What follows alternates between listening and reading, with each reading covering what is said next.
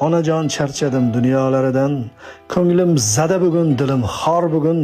zerikdim tush bo'lgan ro'yolaridan, yuragim uzlatga zor bugun, hasrat uchrayversa har tong, har oqshom, telbalik ko'yiga tushar ekan odam, yerlik ifloslarning iskanjasidan, samodan so'rayman har kuni yordam. Onajon bir do'st yo'q darding aytgali,